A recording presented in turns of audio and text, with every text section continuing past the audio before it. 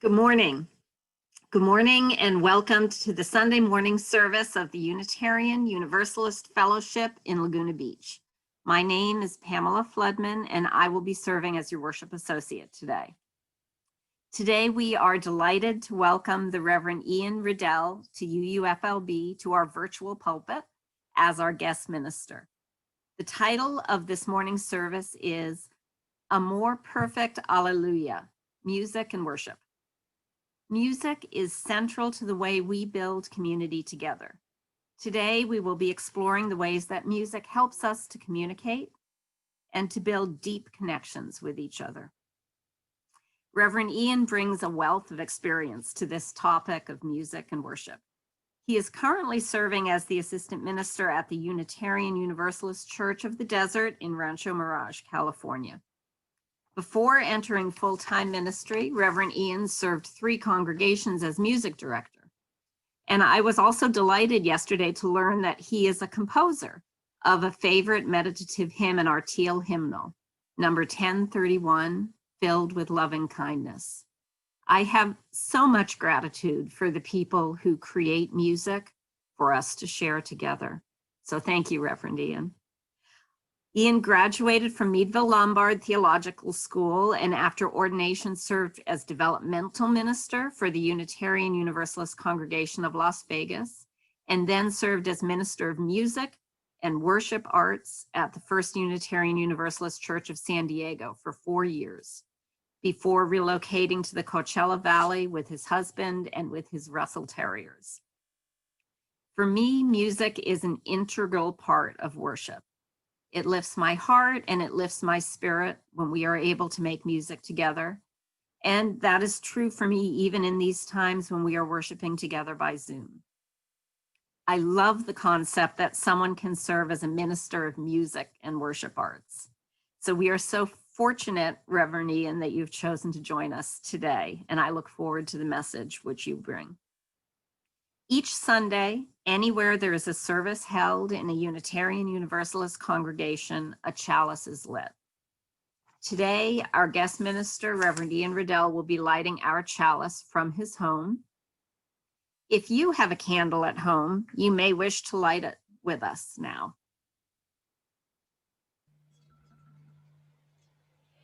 The chalice I am lighting today comes from Camp de Benneville Pines, where it was crafted by one of the staff members, and I know how important camp has been to all of us in this region and how grateful we are that the recent fires were kept away from camp. And so I light our chalice today from de Benneville. We light our chalice today not to banish the darkness, but to join the light of our community with the light in the hearts of all seekers for truth, connection, and a world built from kindness and love.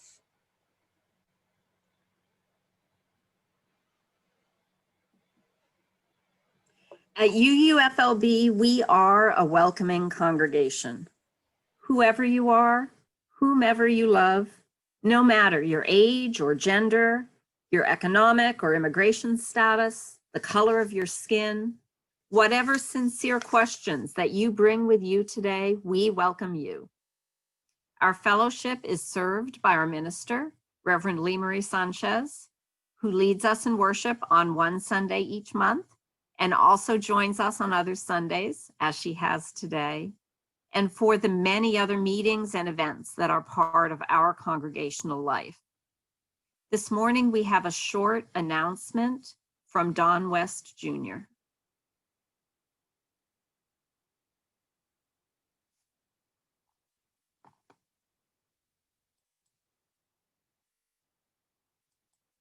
I think Don is going to make an announcement and unmute himself about an. All right, there we go. Sorry, I can't walk and chew bubble gum at the same time, everybody. I just wanted to share with you guys that starting on January 13th of 2021, a new year is coming, woohoo! January 13th of 2021, we're gonna be having a book discussion group. The book that we're gonna be discussing and reviewing is called Begin Again. It's by Eddie Glaude Jr. So January 13th, the New York Times says, even if you don't agree with Glaude's interpretations, you'll find yourself productively I will repeat that, productively arguing with them.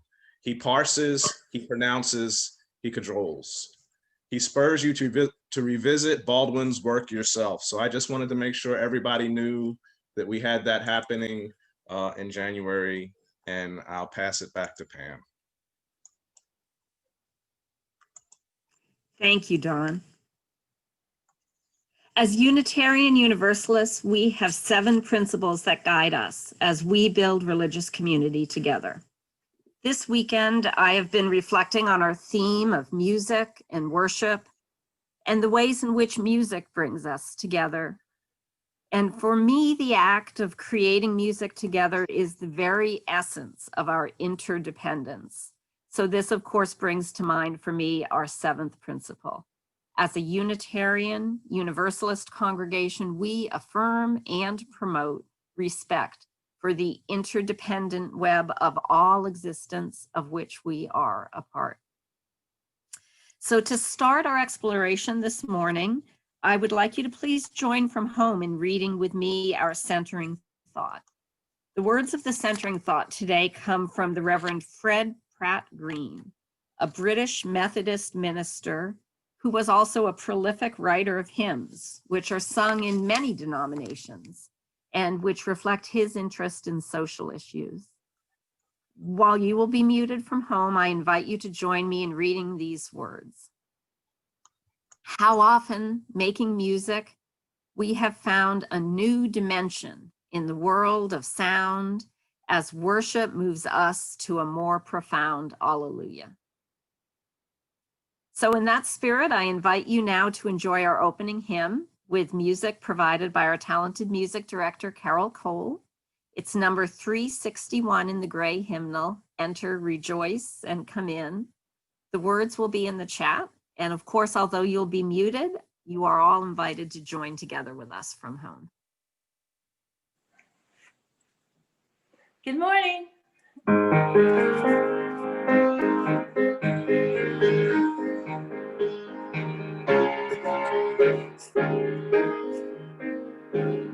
Enter, rejoice, and come in.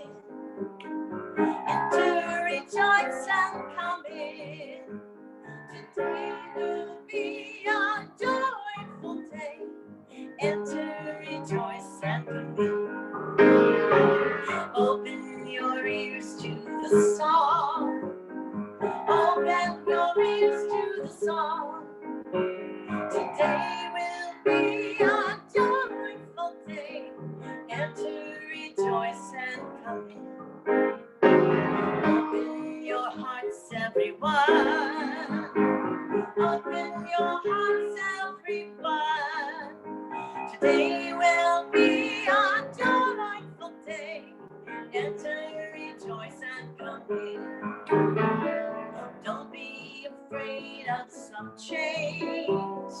Don't be afraid of some change. Today will be a joyful day. Enter, rejoice, and come in.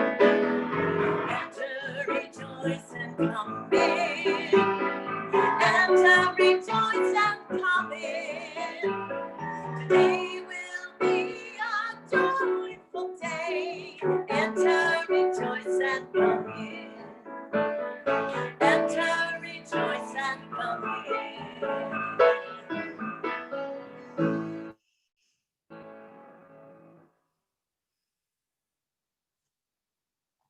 Thank you, Carol.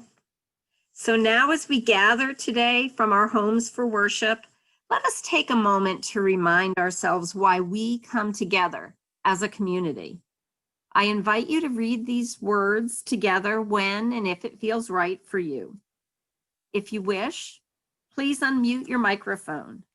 Even in this virtual meeting space, joining our voices together allows us to voice our commitment as a community. The words of the unison affirmation will be on your screens. May we be reminded here of our highest aspirations aspirations and inspired of love and and service, culture of all humanity. culture of humanity. May we know we know once once again again that we are not we are isolated, isolated, but connected connected in mystery mystery and and miracle, to the to the universe, universe, to this community, community, and to each and other. to each other.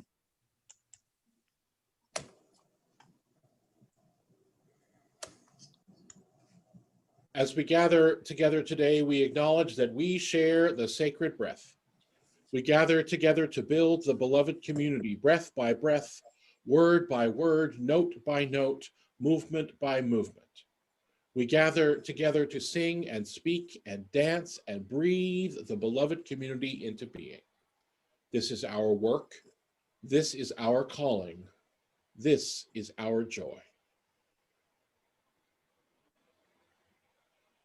We have two quite different readings this morning. The first is from Alex Ross, who is the classical music critic for The New Yorker, and he wrote this just after the 9/11 attacks in October of 2001. What does music give us when words are stopped in our throats? On an ordinary day, music takes us out of ourselves, allowing us to forget whatever self-invented dramas may be pressing on us. The effect is seldom lasting, but when we are all in the grip of the same emotion, music can shoulder the heaviest part of what we are feeling. A familiar tune billows above us and we are carried along by it for a short distance. It is a performance with no audience, in which the singers listen and the listeners sing. And only the most familiar, worn-out tune will do. When one part of the crowd is devoted to Jay-Z and another to John Zorn, the common ground becomes God Bless America. And the second reading is from Sufi musician Inyat Khan from his book, Music. Music reaches farther than any other impression from the external world can reach. And the beauty of music is that it is both the source of creation and the means of absorbing it. In other words, by music, the world was created, and by music, it is withdrawn again into the source which created it.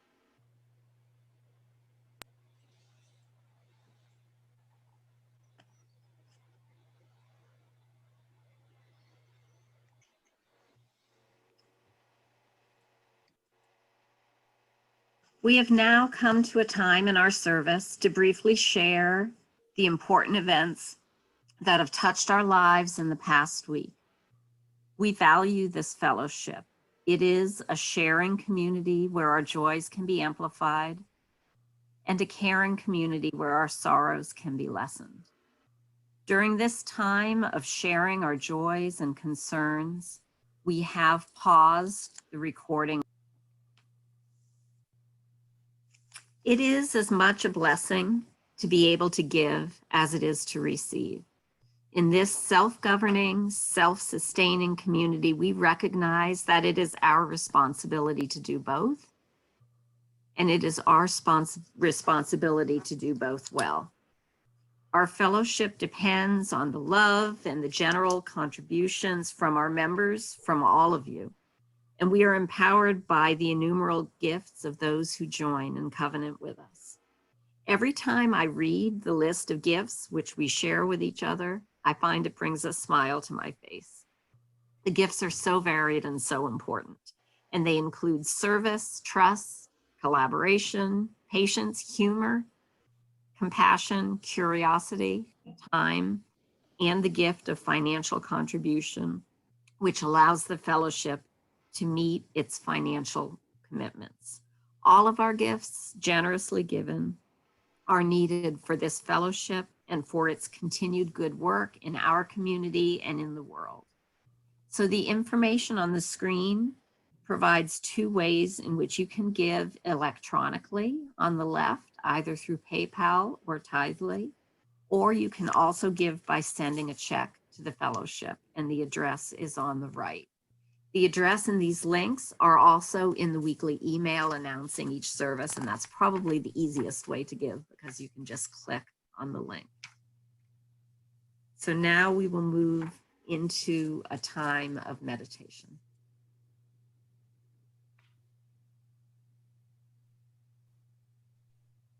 I invite you to be comfortable in your seat, to put down whatever is in your hand and relax your hands in your lap.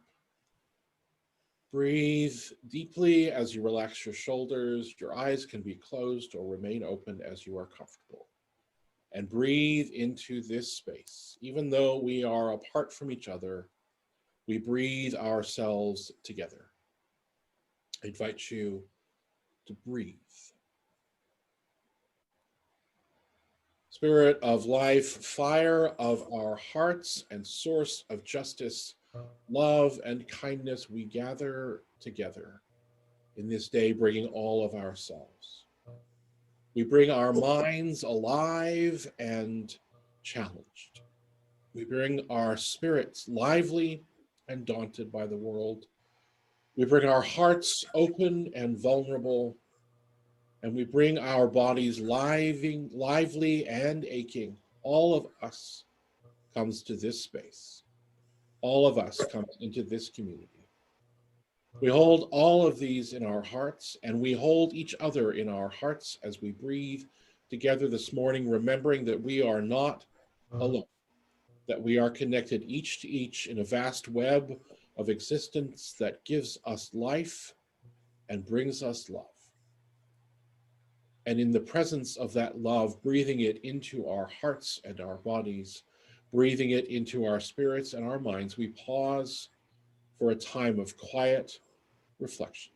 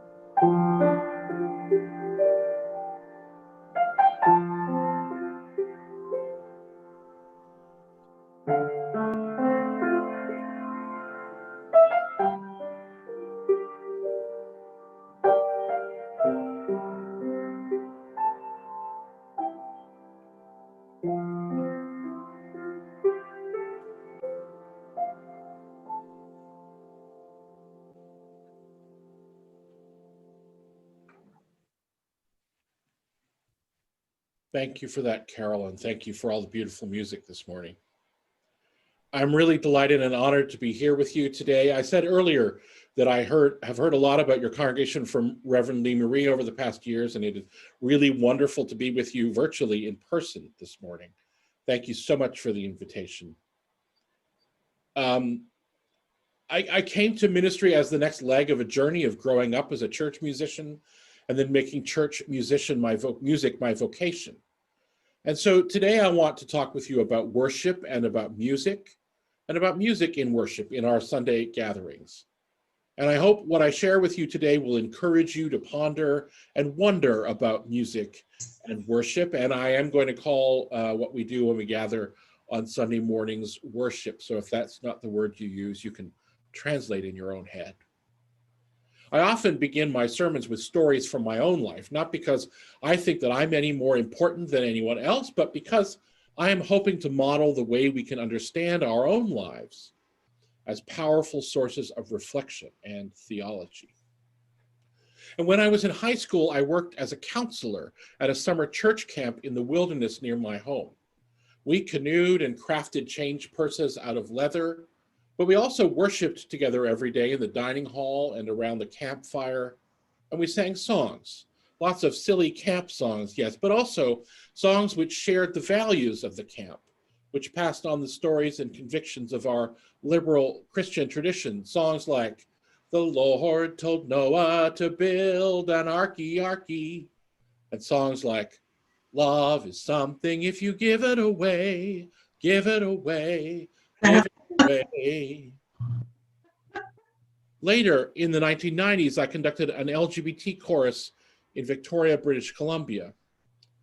And each year at the beginning of December, we participated in a local art gallery's commemoration of World AIDS Day, which we just passed a few days ago here this year. A day without art, they called it.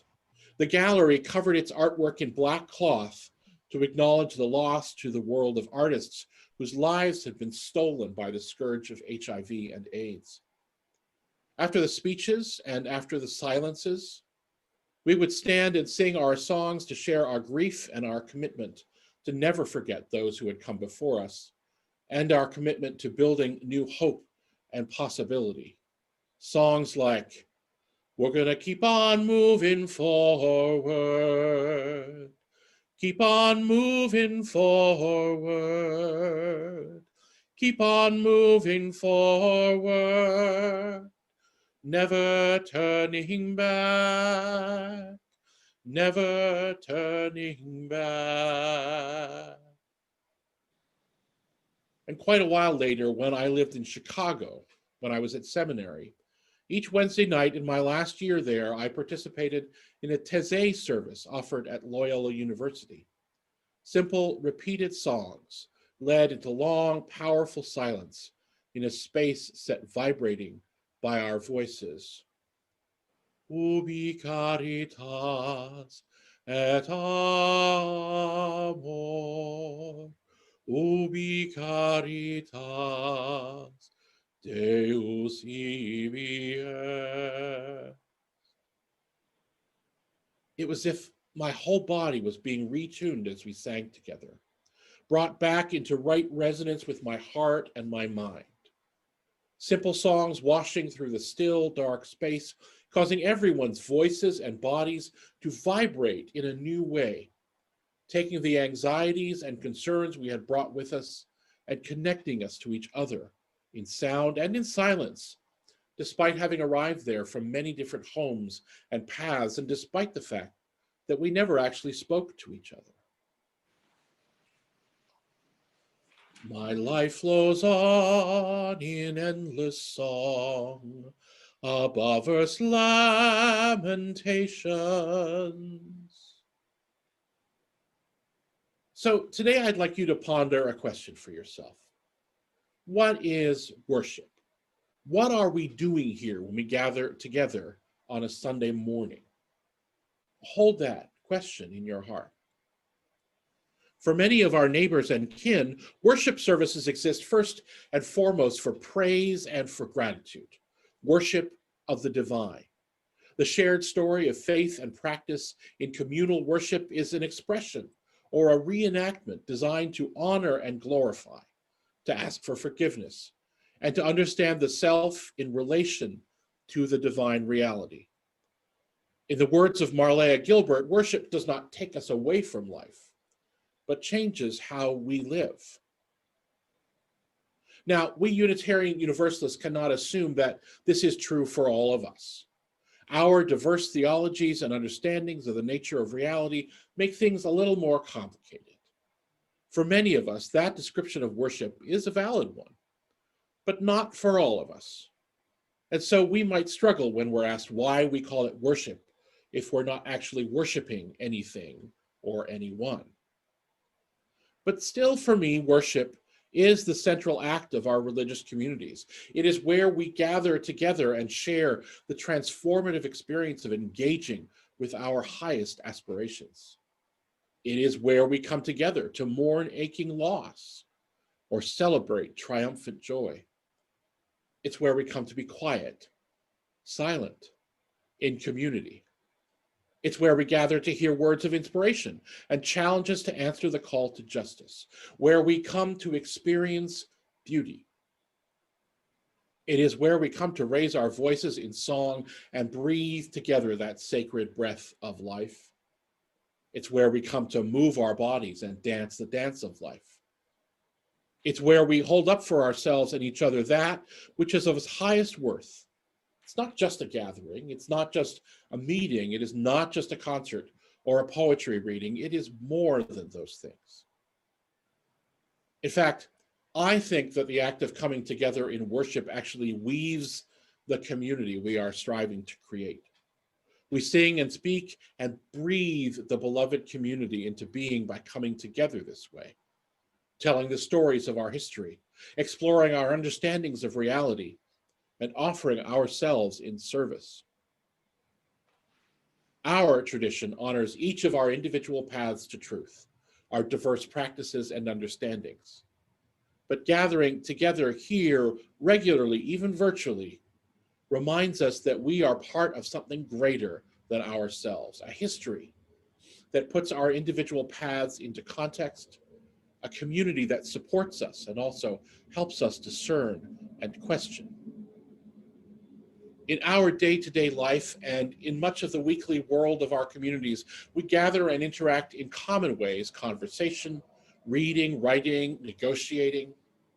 Here in worship on Sunday mornings, we are asked to interact in a different way, to speak and listen and sing collectively, to sit in silence together. We are practicing a new way of being with other humans. And we all do this work in worship, not just those of us leading it, not just the worship associate or the musicians or the preacher. Our liturgy may be crafted by one or two and led by a few, but it really exists only when it's created with the participation of all. And we also gather in worship to be reminded of our purpose as a community, to be called again and again to live out our values in the world, to respond to the needs of the world with our fiercest commitments. And when we worship together, we also create a place where we hope that each of us can show up with our whole self present. We are invited to bring who we are, bring where we've traveled, bring what is in our hearts, bring our longings and our doubts, because we are a tradition focused on this world and not the next one. A faith which concerns itself with how we are living together in the present. And so we want our worship to make room for the richness and thickness of our lives. I hear the real, though far off hymn that hails a new creation. So, then what about music? Well, I'm pretty committed to the idea that music is a central and powerful mode of communication and expression for human beings. When we sing and play, when we compose and listen and move, we are sharing something of ourselves, encountering something about our neighbors and kin. Just as we encounter each other and ourselves through stories and poetry, silence and movement, our music, whether presented by a soloist, our pianist, the choir, or collectively created by the congregation, our music shares the meanings and understandings we have of our lives and the world. We Unitarian Universalists champion the use of reason in religion. Many of us hold firm to scientific understandings of our world. But pure logical rationality is merely one way of examining and understanding our reality, and not always the most appropriate or reliable. In the 1980s, psychologist and educator Howard Gardner promoted the idea that there are multiple intelligences, diverse modes of understanding and expression. Some of us understand the world best and explore it best through mathematics, some through verbal language. Many of us, though, also understand the world and express our intelligence through movement. We share the world by dancing it, or shaping clay, or performing the motions of martial arts. And many of us understand the world and express our intelligence through music. We respond to joy or pain with rhythm. We respond to anxiety by singing. We share connections with each other by jamming and collaborating. When we experience music, we understand our lives differently. Music, in this understanding, is not just icing on the cake of our lives, not just entertainment or soother, but a way of understanding the world and expressing our place in it. And so I'd like to ask you a similar question that I asked before. What are we doing when we gather together on a Sunday morning and making music as part of our worship? Why do we do this? I have some answers that I have for those questions. I hope you continue to ponder as well. I think music constitutes us as a community. It makes us as a community. Just like our words, music can tell the story of who we are. My colleague, the Reverend Jason Shelton, once said to a group of UU musicians just before the release of our hymnal supplement, Singing the Journey, the Teal hymnal, that because we don't all have one theology, one set of sacred scriptures to which we all turn, that our hymnals are in many ways the holders of our tradition. Here is a record of who we are, the stories we tell of ourselves, the aspirations we hold up, the ways we comfort and support ourselves and each other. In all their imperfection and messiness, these books show us the breadth and depth of our experience as Unitarian Universalists, which is why they change over time, why we create supplements, because we are revisioning who we are as a faith movement, and our hymnals both show us where we are and call us forward. When we include balm in Gilead alongside the earth is our mother, we use our voices to sing our theological range. When we include Tula Ecclesio with we shall overcome and everything possible, we make a statement about the breadth and aspiration of our justice work. When we have enter, rejoice, and come in, and ubi caritas, and ven qual eres ven, we know better the breadth of the ways in which we worship together. Sound is part of our collective story. This is one of the reasons that our current separation from each other, our current way of gathering together on Sunday mornings, can be challenging and painful. We miss the experience of singing together, of breathing together, of making music together. In Music and Theology, Don Salier says that music offers us in the hearing and in the singing a pattern of how we actually experience the world and our lives. A second reason why we do what we do, I think that music can remind us that we are part of something greater than ourselves.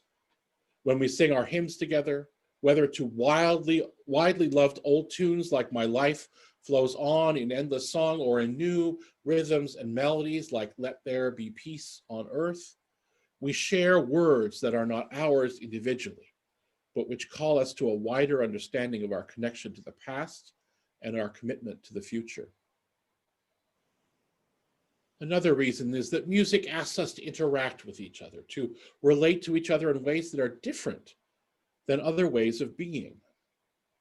Brian Rand, who's a well-known Christian hymn writer, says there's a social and theological value in common song that's been recognized since the earliest days of the church. People agree not to be soloists, not to compete with each other, not to outperform each other, but simply to be together in the song.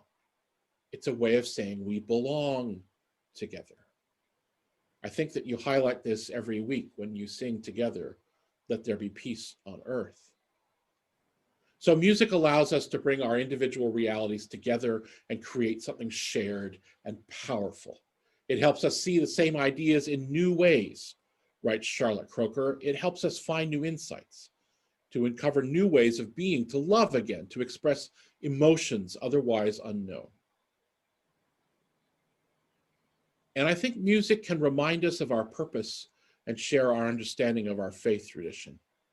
It can tell the story of our history through the words of our songs and through the music composed and performed by the musicians of our history.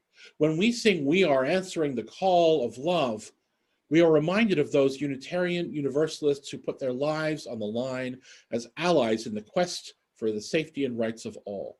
And we are called to recommit ourselves to the work of justice here, today, even as we consider how we may need to change what we sing to invite an ever-expanding diversity of lives. And like the songs we used to sing around the fire at camp, it can spread the meaning of our values and principles in our hymns and other musical offerings. According to Paul Mestermeyer, music is the primary place where the faith of a community takes flesh and comes to life. And finally, I think that music helps us create a space where we can show up with all of ourselves. We experience and make music together for so many reasons. We make and experience music in collective reverence. When we come together in community, when we sing together, we share the sacred breath. We allow the breath of others, the voices of others to hold us as we travel inward to our own encounter with a larger reality.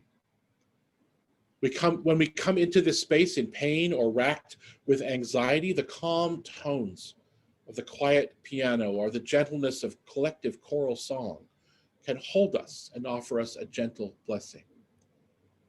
When we enter this space fired up about injustice, our music can echo our passion and guide our action. Pete Seeger once said that songs are sneaky things. They can slip across borders, proliferate in prisons, penetrate hard shells. I have always believed, he said, that the right song at the right moment could change history. And we experience and make music in collective hope. What better way is there to be hopeful, to be filled with strength and inspiration than to stand in a room or in a Zoom chat with 10, 20, 200 other people, individuals, all with their own views and pain and weaknesses and strengths and struggles and gifts, to sit in a room with all of these people and create beauty together. Through all the tumult and the strife, I hear the music ringing. It sounds an echo in my soul. How can I keep from singing? Our individual voices can be beautiful. They can be ragged, but together we lift each other up. May it be so. And now let's join our voices together as we sing our closing song, number 108, My Life Flows On in Endless Song.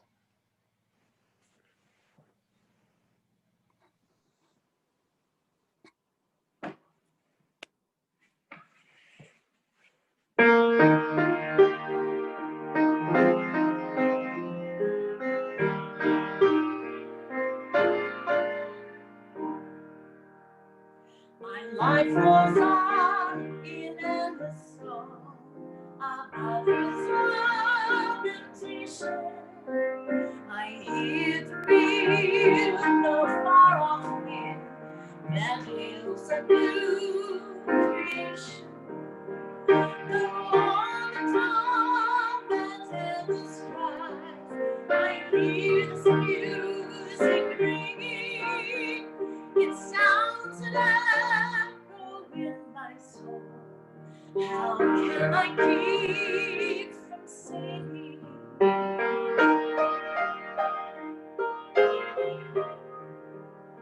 When all the tempest round me roars, I know the truth is living.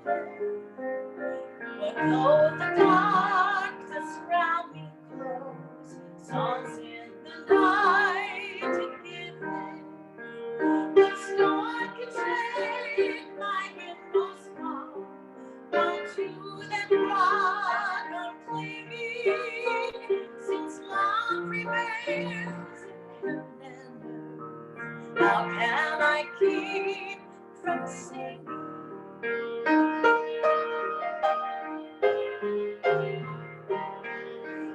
Tyrants tremble as they hear the bells of freedom ringing. When friends rejoice both far and near, how can I keep from singing? The prisons held, dungeon wide, my thoughts to them are giving.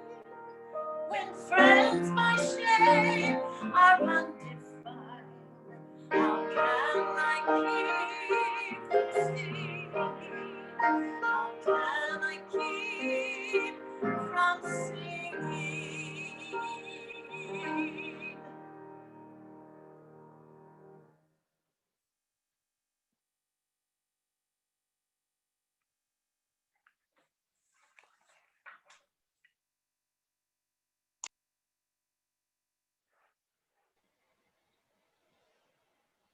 You're muted, Pam. Now is the time to extinguish the chalice within our homes.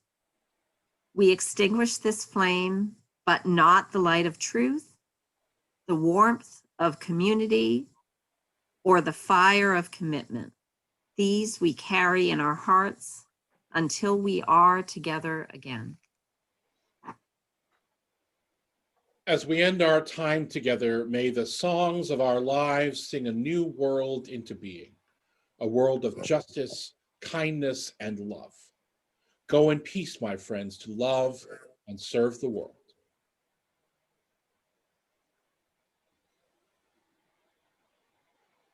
Now, please join us in our closing song, Let There Be Peace on Earth.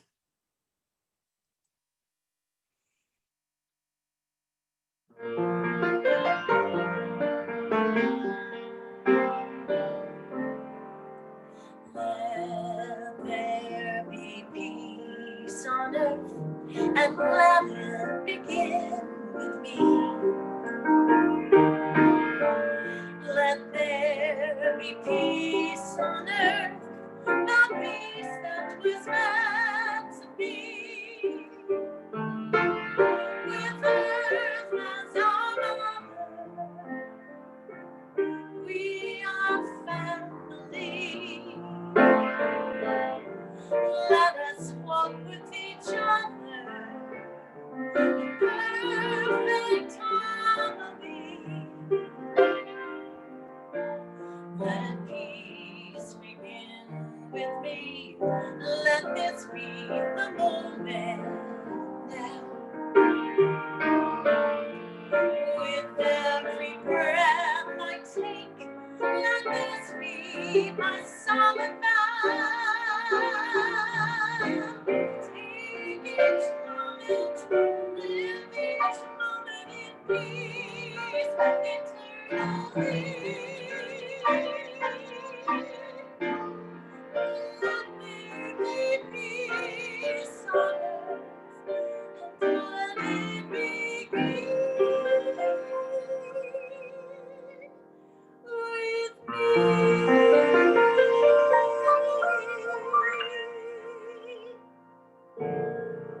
Have a wonderful day, everybody.